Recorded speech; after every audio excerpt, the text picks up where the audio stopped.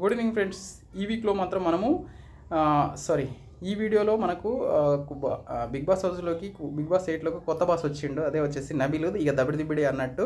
అదేవిధంగా కొంచెం మేడం తగ్గండి అని సోనియాకి ఇచ్చిన ఆ నామినేషన్ పాయింట్ నాకు గుర్తొస్తుంది ఫ్రెండ్స్. దాని గురించి అయితే ఈ వీడియోలో అయితే క్లియర్గా మాట్లాడుకున్నాం. దాంతోపాటు ఓటింగ్ విషయం గురించి కూడా మాట్లాడుకుందాం ఫ్రెండ్స్. ఓటింగ్లో కొత్త బాస్కు ఎంత వచ్చేది, అంటే నబిల్కి ఎంత టాప్ మోస్ట్ ఏ విధంగా ఉందో, అదేవిధంగా ఎవరు ఎలిమినేట్ అయితే బాగుంటుందో అది కూడా కామెంట్ రూపంలో చేయండి. అయితే ఇక్కడ వచ్చేసి మనకు సోనియా, ఎప్పుడు లేని సోనియా, అదేవిధంగా నవీల్ అయితే నామినేషన్లోకి రావడం అయితే జరిగింది. ఎప్పుడు ఆదిత్య గారు, మణికంఠ వీళ్ళకు రెగ్యులర్గా, పృథ్వీ వీళ్ళు రెగ్యులర్గా వచ్చేటోళ్ళే నామినేషన్లోకి. అయితే ఈ వీక్లో సోనియానా లేకుంటే మనకు ఆదిత్య గారు లేకుంటే పృథ్వీనా ఎలిమినేట్ అయితే బాగుంటుందా అనేది మాత్రము ఈ ఓటింగ్ పర్సంటేజ్ ద్వారా తెలుస్తుంది. అయితే ఎవరు ఎలిమినేట్ అయితే బాగుంటుందని కూడా ఒక కామెంట్ రూపంలో తెలియండి ఫ్రెండ్స్. అయితే ఇప్పుడు ఓటింగ్ గురించి అయితే మాట్లాడుకుందాము. ఓటింగ్లో వచ్చేసి టాప్ మోస్ట్గా ఓటింగ్తో మనకు నబీల్ అయితే దూసుకెళ్ళడం అయితే జరుగుతుంది. ఒక రాకెట్ లాగా దూసుకెళ్ళండి. ఎందుకంటే 3 వారాల నుంచి ఎప్పుడు మనకు ఏమంటారు, నామినేషన్లో లేని కంటెస్టెంట్కి అసలు ఆడియన్స్ కనెక్షన్ లేకుండా బయటికి వెళ్ళిపోయే అవకాశం ఉంటుంది తక్కువ ఓటింగ్తో. That is very dangerous. ఎందుకంటే నామినేషన్లో ఉంటే ఆటోమేటిక్గా వాళ్ళ పిఆర్ కానీ లేకుంటే వాళ్ళ ఆడియన్స్ కానీ ఏ విధంగా కనెక్ట్ అవుతున్నారు, బిగ్ బాస్ హౌస్లో ఎన్ని రోజులు ఉండాలి అనేది మాత్రం ఫస్ట్ నుంచినే ఉంటే మాత్రం బాగుంటుంది. ఒకవేళ పిఆర్ కానీ ఆడియన్స్ లేకుండా బయటకు వెళ్ళిపోతారు, అది వేరే విషయము. కానీ డైరెక్ట్ 3rd వీక్లో అయిపోయిన తర్వాత 4th వీక్లోకి నామినేషన్ వచ్చిన తర్వాత అత్యంత ఓటింగ్ అనేది పడడము, టాప్లో ఓటింగ్ పడడం అనేది నబిల్కే చెందుతుంది. నబిల్ కొత్త బిగ్ బాస్ హౌస్లో కొత్త బాస్గా అవతరిస్తాడు అనేది తెలుసుకోవచ్చు. నబిల్కి ఉన్న ఫ్యాన్ ఫాలోయింగ్, అదేవిధంగా అతనికి ఉన్న సుమారుగా 16 లక్షల మంది ఉన్నారు యూట్యూబ్లో సబ్స్క్రైబర్స్. అదేవిధంగా ఇన్స్టాలో కూడా చాలామంది ఉన్నారట, అది ఇంకా నేను చెక్ చేయలేదు. అయితే అక్కడ దాని ఫ్యాన్ బేస్ని పట్టుకొని, అదేవిధంగా ఫాలోవర్స్ని పట్టుకొని మనకు నబిల్కి 27 to 30% వరకు మనకు ఓటింగ్ అయితే ఉంది ఈ యొక్క ఓపెనింగ్ ఓటింగ్లో మాత్రం. ఇంకా ముందు వచ్చినా కూడా టాప్లోనే ఎప్పుడైనా ఉంటాడని అయితే నాకైతే అర్థమవుతుంది ఫ్రెండ్స్. ఎందుకంటే తనకు ఫాలోవర్స్ అదేవిధంగా దాంతో పాటుగా నామినేషన్లో తీసిన పాయింట్ అయితే ఎక్సలెంట్. అసలు దిబిడే ఇంకా ఆగేదే లేదు. దంచేశాడు, కుమ్మేశాడు, ఇరగదీశాడు అన్నట్టు మాత్రము అటు సోనియాకి ఇటు పృథ్వీకి అయితే ఇచ్చి పడేసాడు అని చెప్పుకోవచ్చు. సోనియాకి అయితే అసలు ఇంకా మాటలు లేవు. ఎందుకంటే తను చేసిన మిస్టేక్ని ఒక్కొక్కటి పూస కూర్చున్నట్టు చెప్తూ, మేడం నువ్వు కంటెస్టెంట్ని అందరినీ నువ్వు కంట్రోల్ చేయడానికి నువ్వేం పెద్ద అది కాదు, కొంచెం తగ్గి మాట్లాడితే బాగుంటుంది. అందరికీ అన్ని తెలివిలు ఉన్నాయి, అందరూ మాట్లాడగలరు, అందరూ వాళ్ళ తెలివి చూపించగలరు. బిగ్ బాస్ హౌస్లోకి వచ్చారంటేనే వాళ్ళకి ఏదో ఒక మ్యాటర్ ఉంటేనే వస్తారు అన్నట్టు మాత్రం నబిల్ అయితే తను చేసిన మిస్టేక్లను అయితే ఒక వెండి పళ్ళెం బంగారు పళ్ళెంలో పెట్టి ఇచ్చినట్టు మాత్రం సోనియాకి అయితే ఇవ్వడం అయితే జరిగింది. అది కూడా కొంచెం ఎఫెక్ట్ చూపించవచ్చు. ఎందుకంటే ఎప్పుడు ఈ నిఖిల్ని, పృథ్వీని పట్టుకుని ఈ సోనియా ఆట ఆడకుండా వాళ్ళ ఇద్దరిని ముందు పెట్టేసి తను ఏదో సేవ్ అయిపోదామని అనుకునే తత్వం అయితే ఉందని ఆడియన్స్కి ఎప్పుడో అర్థమైంది.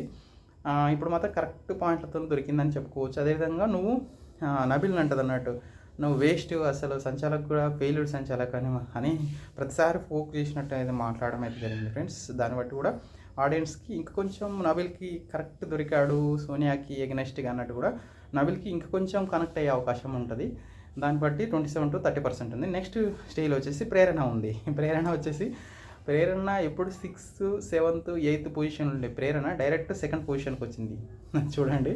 ఎందుకంటే ప్రేరణలో ఉన్న క్వాలిటీ ఏంటంటే యష్మి ఇప్పుడు నామినేషన్లో లేదు. ఎందుకంటే యష్మికి ఉన్న ఓటింగు ఖచ్చితంగా మొన్న గుడ్ల టాస్క్ తర్వాత, అంటే ప్రభావతి 2.0 తర్వాత యష్మి ఒక ఆడపులిలాగా ఆడింది, జెంట్స్తో సహా ఆడింది. ఆడియన్స్కి అందరికీ అనిపిస్తుంది అది ఫిజికల్ అవ్వడమా లేకుంటే తన మైండ్ గేమ్ ఆడమా అనేది పక్కన పెడితే, ఇలాంటి ఇష్యూస్ ఎవరిని కాంప్లైంట్ చేయకుండా తను ఆడేతిగా ఆడింది. ఒకనొక టైంలో మాత్రం పృథ్వీ మీద పడ్డప్పుడు, పృథ్వీ అమాంత ముఖం మీద పడ్డప్పుడు ఆ ముఖం కాళ్ళ సందులోకి వెళ్ళి కూడా బయటకు వచ్చింది. కాలు బట్టి లాగేశారు పాపం పృథ్వీ మన యష్మిని. అయినా కూడా ఎలాంటి కాంప్లైంట్ చేయక అది గేమ్ అంటే గేమే, ఆ టాస్క్లో ఆ విధంగానే ఉంటుందని అర్థం చేసుకొని తన పని అయితే తను చేసుకుంటూ పోతుంది. కాబట్టి చాలా కనెక్ట్ అయింది, అందరికీ దగ్గర కనెక్ట్ అయిన యష్మి యొక్క ఫ్రెండ్ ప్రేరణ. కాబట్టి యష్మికి కాదు నామినేషన్ అయింది ప్రేరణ కాబట్టి ఇప్పుడు యష్మి లేదు కాబట్టి ఖచ్చితంగా ప్రేరణ కూడా తను కూడా బాగానే ఆడుతుంది. యష్మి కంటే కొంచెం తక్కువ ఆడినా కూడా తను కూడా తన 100% ఎఫర్ట్ అయితే పెడుతుందని మనకైతే అర్థమవుతుంది. దాంతో పాటు గుడ్ల టాస్క్లో కూడా యష్మికి కొంచెం అటు ఇటుగా ఆడినా కూడా ఖచ్చితంగా వాళ్ళ క్లాన్ కోసం ప్రాణం పెట్టి ఆడినట్టయితే అనిపించింది. కొన్ని మాటలైతే విష్ణుప్రియను వదిలేసింది, దానికి విష్ణుప్రియ కూడా కరెక్ట్ కౌంటర్ కూడా ఇచ్చింది. కానీ ప్రేరణ ఉన్న క్వాలిటీ ఏంటంటే, ప్రేరణ ఒకసారి తప్పు చేశానని అనిపిస్తే ఖచ్చితంగా వెళ్ళి వాళ్ళకి సారీ చెప్పుకొని వాళ్ళకు ఇట్లా అయింది సో అండ్ సో సారీ అని చెప్పేసి ఆ పాయింట్ని అయితే క్లియర్ చేసుకునే తత్వం ఉంది. కాబట్టి అక్కడ యష్మి కూడా నామినేషన్ లేదు కాబట్టి ప్రేరణకి సెకండ్ పొజిషన్లో పడేంత ఓటింగ్ ఎంతంటే 18 to 20% ఓటింగ్ అయితే ఉంది ఫ్రెండ్స్.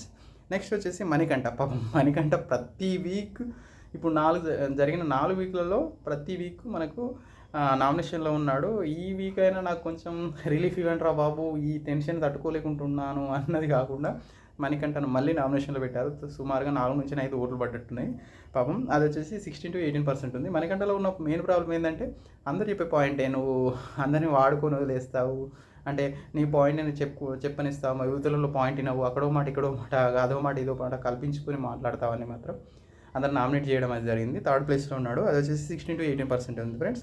నెక్స్ట్ వచ్చేసి పృథ్వీ అంటే అగ్రెషన్ అంటే పృథ్వీ. గేమ్ అయితే బాగానే ఆడతాడు పాపం. అగ్రెషన్ కాకుండా మాత్రం మంచి ప్లేయరు, కానీ అది ఇన్బిల్ట్గా వచ్చినట్టు పృథ్వీకి అయితే ఖచ్చితంగా పృథ్వీని అందరూ యూజ్ చేసుకుంటున్నారని పృథ్వీకి అయితే అర్థం అవుతుందో కావట్లేదో నాకైతే అర్థం కావట్లేదు. కొంచెం అగ్రెషన్ తగ్గించుకుంటే, ఆ ఎఫర్ట్లు కొంచెం తగ్గించుకుంటే మనోడు ఫ్లైట్ లాగా ఎఫర్ట్ తగ్గించుకొని ఫ్లైట్ లాగా వెళ్ళిపోయే అవకాశం ఉంటుంది. కానీ అతడు 10 to 13% ఓటింగ్తో మాత్రం 4th పొజిషన్లో ఉన్నాడు. నెక్స్ట్ వచ్చేసి ఆదిత్య గారు. ఇప్పుడు చూడండి, సోనియా కంటే ఆదిత్య గారికి కొంచెం ఓటింగ్ పర్సెంటేజ్ అనేది ఎక్కువ ఉంది. అది వచ్చేసి 8 to 10% ఉంది. సోనియాకి బాగా ఎఫెక్ట్ అయిన విషయం ఏంటంటే నబిల్తో పెట్టుకోవడం. దాంతో పాటు ఆదిత్య గారు మాట్లాడుతున్న ప్రతిసారి కూడా తను ఏదో ఎకిల నవ్వులు నవ్వుతూ, అదేవిధంగా తాతని తక్కువ చేసి మాట్లాడడం. పాపం ఆయన చిన్న వయసు అయినా కూడా ఆయన సోనియాకి రెస్పెక్ట్ ఇచ్చి మీరు ఫస్ట్ 2 వీక్లు 3 వీక్లు కనిపించినట్టు, ఫస్ట్ వీక్ కనిపించినట్టు ఇప్పుడైతే కనిపించట్లేరు అని క్లియర్ కట్గా చెప్పాడు. కరెక్టే. దానికి కూడా ఆమె వెటకారంగా మాట్లాడి అదని ఇదని నామినేషన్లో కూడా రెస్పెక్ట్గా మాట్లాడడం మాత్రం ఖచ్చితంగా సోనియాకి అయితే ఎఫెక్ట్ అయిందని చెప్పుకోవచ్చు. అతనికి వచ్చేసి సోనియా కంటే కొంచెం ముందు పొజిషన్ ఉన్నాడు 8 to 10%తో. సోనియా వచ్చేసి 7 to 8%తో. మేడం గారు లిస్ట్లో ఉన్నారు. ఎందుకంటే తెలిసిన పాయింటే, ఆమె ఆడదు, ఆడినా కూడా గొడవలు పెడుతుంది, అందరూ గెలికించుకొని ఆ మిస్టేక్ చేస్తుంది, ఆమె పాయింట్ను మాత్రమే చెప్పాలని ఉంటుంది. లాస్ట్లో నబిల్ కూడా అంటాడు, ఎప్పుడు నీ పాయింట్ నువ్వు మాత్రమే, నీ ద్వారా నువ్వు ప్రూవ్ చేసుకోవాలి, నేను మాత్రమే రైట్ అన్నట్టు మాత్రం నువ్వు చెప్పుకుంటావు, కాకుండా నీ దగ్గర ఎన్ని మిస్టేక్స్ ఉన్నాయి. అదేవిధంగా యష్మిని కూడా నువ్వు పృథ్వీ నిఖిల్ సైడే చూస్తున్నావు ఆటాడకుండా అని మాట్లాడుతున్నావు. చాలా గలీజు మాటలు అన్నది. అది కాదు, కొంచెం ఇండైరెక్ట్గా హట్టింగ్ చేసినట్టే. అది ప్రోమోలో చూస్తాడు. ఈరోజు ప్రోమోలో చూసినప్పుడు పాపం యష్మి అయితే బాగా ఎమోషనల్గా బ్రేక్ డౌన్ అయింది. ఆ విషయం మీద అన్ని కన్సిడర్ చేసుకొని సోనియాకి అయితే తక్కువ ఓటింగ్ పడింది. అది 7 to 8%. అయితే ఈ వీక్ ఎవరు ఎలిమినేట్ అయితే బాగుంటుందో ఒక కామెంట్ రూపంలో తెలియండి. పోతు నా ఛానల్ అయితే సబ్స్క్రైబ్ చేయండి. థ్యాంక్ యూ అన్నాడు. జై హింద్.